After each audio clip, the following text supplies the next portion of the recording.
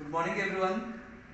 Today we are going to read a new topic about the algebraic expressions, algebraic functions and their additions, subtractions, multiplications and division also of class 8.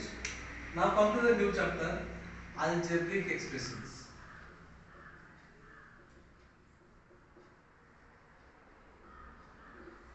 In the previous class you are also read about the algebraic expressions, the terms containing the x, y, a, b, c, d, etc.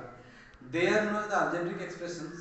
और इसके बारे में हम पढ़ेंगे algebraic expression जो है, algebraic expression का कुछ constant term होता है, कुछ variable होता है, कुछ monomial है क्या, binomial क्या है, trinomial क्या है, ठीक है।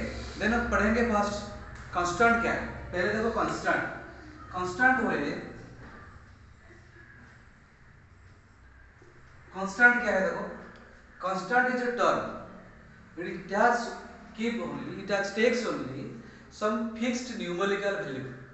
That means हम कह सकते हैं -7 कोई भी एक्सप्रेशन का -7 +8 3/2 7/9 जो मैं अभी लिख रहा हूँ, डेसिमल भी हो सकता है, ये these are known as the constant. समझ में आ रहा है? The constant having the numerical containing the numerical fixed value having the constants. Now variable क्या होता है? What is variable? वेरिएबल ये है कि जो भी एक्सप्रेशन के में कुछ भी अननोन थिंग है, that means that may be contain x, y, a, b, c और एक्सेट्रा। तो एग्जांपल देंगे कुछ वेरिएबल का। वेरिएबल मतलब हम कह सकते हैं 3 तो है कांस्टेंट, यदि मैं उसके साथ कोई भी अननोन थिंग लगा दूंगा, दैट मीन्स x लगा देता हूँ, तो ये हो गया वेरिएबल। ओके, सो 3xy और -2/9 mn, ठीक है। ये मैंने जो लिखा है ना, ये सभी एक एक वेरिएबल टर्म होता है।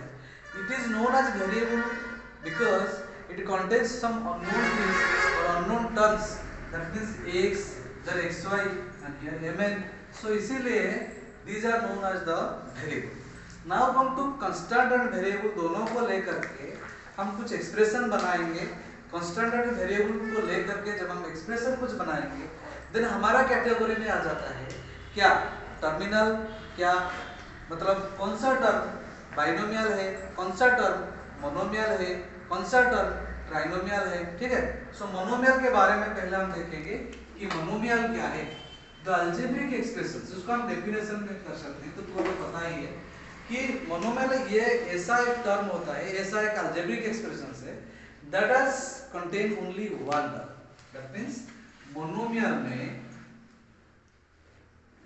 मोनोमियल एक ऐसा कोई भी एक्सप्रेशन है जिसमें वेरिएबल रह सकता है और कांस्टेंट भी रह सकता है, लेकिन ये केवल एक ही नंबर को क्या करेगा, कंटेन करेगा, एक ही।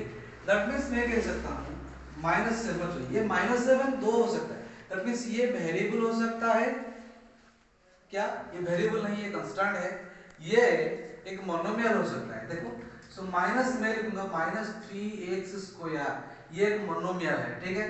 और -7/9 mn, ये सब एक एक मोनोमियल है, ठीक है। तो मोनोमियल एक ऐसा टर्म है, अलजेब्रिक एक्सप्रेशन है जो क्या करती है, एक एक नंबर सिंगल नंबर कंटेन करती है। सिंगल, मोनो मींस सिंगल, याद रखो, मोनो मींस सिंगल, जो सिंगल टर्म को कंटेन करेगा इसको हम मोनोमियल कहेंगे। देन देखेंगे बाइनोमियल, ठीक है।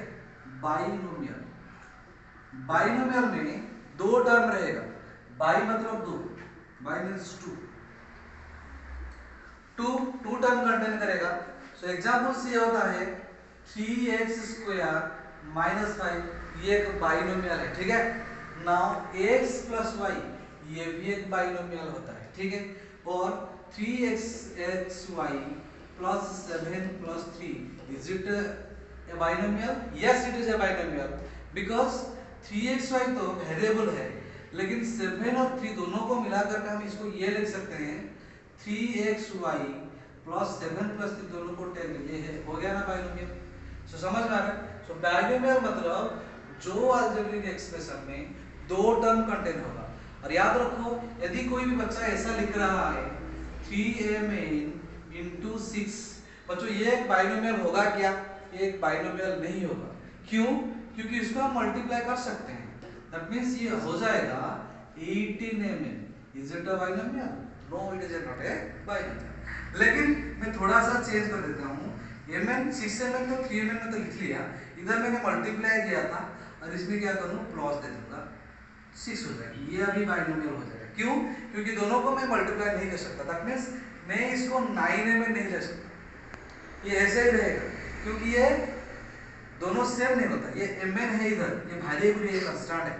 सो दोनों के बीच में प्लस, यदि ये प्लस के जगह में यदि माइनस हो जाएगा तो भी एक बाइनोमियल रहेगा। लेकिन प्लस और माइनस को छोड़ करके यदि दोनों के बीच में क्या रहेगा, मल्टीप्लिकेशन रहेगा या डिवीजन रहेगा, तो उसको हम एक बाइनोमियल नहीं कहेंगे। समझ में आ रहा है? ये एक बाइनोमियल गया। अब देखेंगे ट्राइनोमियल क्या है। ट्राई, इसका नाम तो पता ही है, नाम से ही आपको मतलब समझ में आता होगा। ट्राइनोमियल, ट्राई मतलब ट्राई, इधर ट्राई मतलब 3, समझ में आ रहा है? 3 टर्म रहेगा। That means 3x square plus 7x plus 9, ये एक ट्राइनोमियल होगा क्योंकि इसमें से तीनों टर्म है। एक पहला टर्म होता है, दूसरा वाला ये है, तीसरा वाला ये है, तो this is the trinomial. Okay. लेकिन यदि एक बच्चा ऐसा लिख रहा है 3xy plus 3x square plus 7xy, बच्चों ये एक ट्राइनोमियल नहीं होगा। It is not A trinomial because ये दोनों लाइक हो गया ना, xy इधर भी xy हो गया, तो ये दोनों आड़ हो सकती है। ये दोनों को मिला करके हम एक टर्म लिख सकते हैं।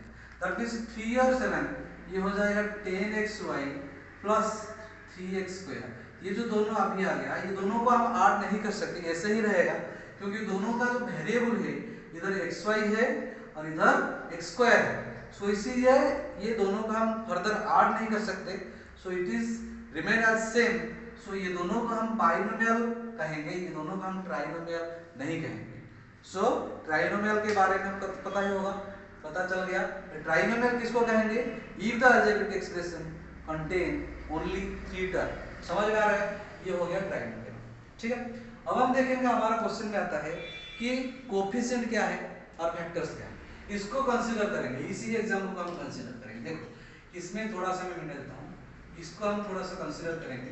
देखो मैंने लिया था 3x square plus 7x plus 9। मान लो ये एक ट्राइनोमियल है, चाहे ट्राइनोमियल हो, बाइनोमियल हो, मोनोमियल हो, दोनों का 3 का एग्जांपल लेंगे। एक ट्राइनोमियल का लेंगे और एक बाइनोमियल का लेंगे और एक मोनोमियल का लेंगे। ठीक है।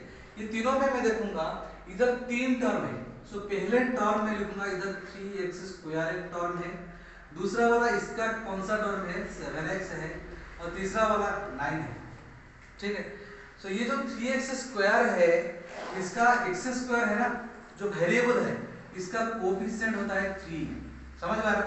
इसका यदि कोफिशिएंट मुझे पूछा, इसका कोफिशिएंट 3 होगा और इसका कोफिशिएंट 7 होगा और इसका कोफिशिएंट नहीं होगा क्योंकि ये ऑलरेडी एक कांस्टेंट टर्म है। सो इसका कोफिशिएंट वही कुछ भी नहीं है। कोफिशिएंट समझ में आ गया?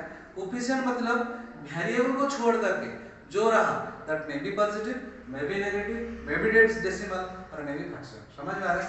ये कोफिशिएंट है। अभी इस टर्म को आएंगे, इसमें से दोनों टर्म है, एक होता है 3x, दूसरा वाला है -y। मैंने माइनस y क्यों लिखा? क्योंकि माइनस से पहले, सॉरी y से पहले माइनस है। सो इसीलिए ये दोनों टर्म कंटेन करता है।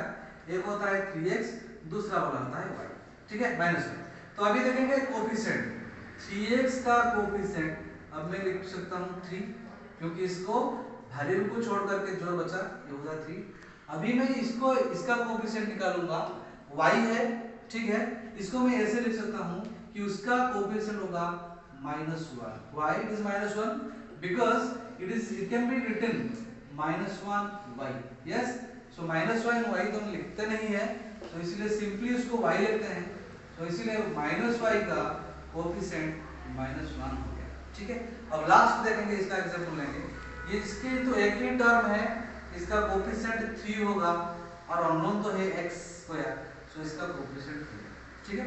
अब इसी क्लास में हमने पढ़ा कि मोनोमियल क्या है, बाइनोमियल क्या है, ट्राइनोमियल क्या है, उसका कोफिशिएंट क्या क्या है, और अगली क्लास में, नेक्स्ट क्लास में हम सब देखेंगे तो उसका एडिशन कैसे करेंगे, सब्ट्रैक्शन कैसे करेंगे, मल्टीप्लिकेशन कैसे करेंगे और डिवीजन कैसे करेंगे। ठीक है, यदि यू हैव एनी डाउट तो tell me about your doubts in the comment section and ask me about your problems, then I will solve you, try to solve you, then thank you.